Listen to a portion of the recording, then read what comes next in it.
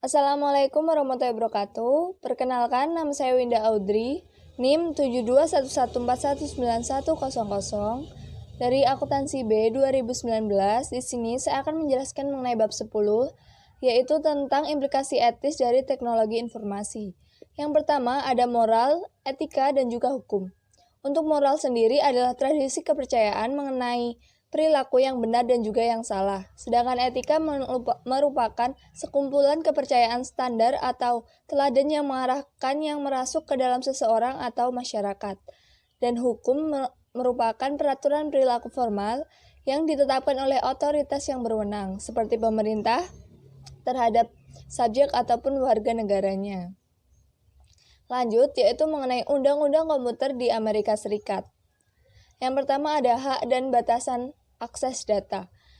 UU Kebebasan Informasi tahun 1996 memberi warga negara dan organisasi-organisasi di Amerika Serikat hak atas akses data yang dipegang oleh pemerintah federal dengan beberapa pengecualian. Yang kedua ada privasi. UU Privasi Komunikasi Elektronik tahun 1968 hanya mencakup komunikasi suara. Kemudian ditulis ulang pada tahun 1986 agar mencakup data digital, komunikasi video, dan juga surat elektronik. Dan yang ketiga ada kejahatan komputer. UU Keamanan Komputer Usaha Kecil dan juga Pendidikan, serta UU Perangkat Akses Palsu dan Kejahatan serta Penipuan melalui komputer. Oke, lanjut ada paten peranti lunak. Pada bulan Juli 1988, Pengadilan Banding Federal AS memutuskan bahwa proses bisnis harus dipatenkan. Namun, terdapat dua alasan peranti lunak tidak dapat dipatenkan, yaitu yang pertama ada algoritma matematika tidak dapat dipatenkan dan juga metode bisnis tidak dapat dipatenkan. Kemudian muncullah UU Paten Peranti Lunak di Uni Eropa dan juga UU Privasi Pribadi di Republik Rakyat Cina. Lanjut, kebutuhan akan budaya etika. Keterkaitan antara CEO dengan perusahaannya merupakan dasar untuk budaya etika. Jika perusahaan dituntut untuk berlaku etis, maka manajemen tingkat tinggi harus bersikap etis dalam segala sesuatu yang dilakukan dan juga dikatakan. Manajemen tingkat harus memimpin melalui contoh. Perilaku ini disebut dengan budaya etika. Bagaimana budaya etika ini diterapkan? Yaitu tugas dari manajemen tingkat atas adalah untuk meyakinkan bahwa konsep etika berasuk ke seluruh organisasi dan turun ke jajaran bawah, sehingga menyentuh setiap karyawan. Para eksekutif dapat mencapai implementasi ini melalui 3 tingkatan. Yang pertama ada kredo perusahaan, lalu yang kedua ada program etika, dan juga kode perusahaan yang telah disesuaikan.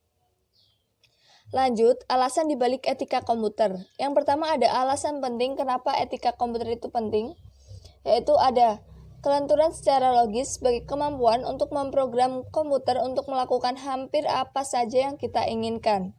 Lalu yang kedua, faktor transportasi komputer bisa merubah cara kita mengerjakan sesuatu dengan drastis. Dan yang terakhir ada faktor ketidakmampuan masyarakat memandang komputer sebagai kotak hitam. Lanjut ada hak sosial dan komputer. Yang pertama ada hak privasi, hak untuk mendapat keakuratan, hak kepemilikan, dan juga hak mendapatkan akses. Lanjut audit informasi. Ada dua, yaitu ada audit eksternal dan juga audit internal. Di audit eksternal sendiri merupakan dari luar organisasi untuk memverifikasi keakuratan catatan akuntansi. Sedangkan audit internal merupakan pelaksana analisis yang sama seperti auditor eksternal namun memiliki tanggung jawab yang lebih luas. Oke, lanjut ada jenis aktivitas audit. Yang pertama ada audit finansial, yaitu memverifikasi catatan-catatan perusahaan dan merupakan jenis aktivitas yang dilaksanakan auditor eksternal. Sedangkan audit operasional tidak dilaksanakan untuk memverifikasi catatan, melainkan untuk memvalidasi efektivitas prosedur. Dan yang terakhir ada audit keberlanjutan, merupakan sama sebenarnya seperti audit operasional, tetapi audit keberlanjutan ini berlangsung secara terus-menerus. Lanjut, Menerapkan etika dalam teknologi informasi. Kode etik atau ACEM menyusun kode etik dan berperilaku profesional yang diharapkan dapat diikuti anggotanya. Kode etik dan perilaku profesional ACM sendiri adalah yang pertama ada keharusan moral umum, tanggung jawab profesional yang lebih spesifik, keharusan kepemimpinan organisasi, dan juga kepatuhan terhadap kode. Lanjut, ada kode etik dan praktik profesional rekayasa peranti lunak, terdiri atas ekspektasi di 8 hal penting. Yang pertama ada masyarakat, yang kedua ada klien dan atasan, lalu produk penilai, ada manajemen, profesi, kolega, dan juga diri sendiri. Lanjut, ada etika dan CEO.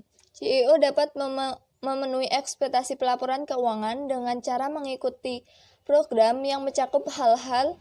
Ada 6, yang pertama ada mencapai tingkat pemahaman yang lebih baik akan pemahaman prinsip-prinsip akuntansi. Lalu yang kedua ada mempelajari sistem informasi yang menyelesaikan laporan keuangan dan mengambil tindakan perbaikan. Lalu yang ketiga mendidik eksekutif perusahaan mengenai sistem-sistem keuangan.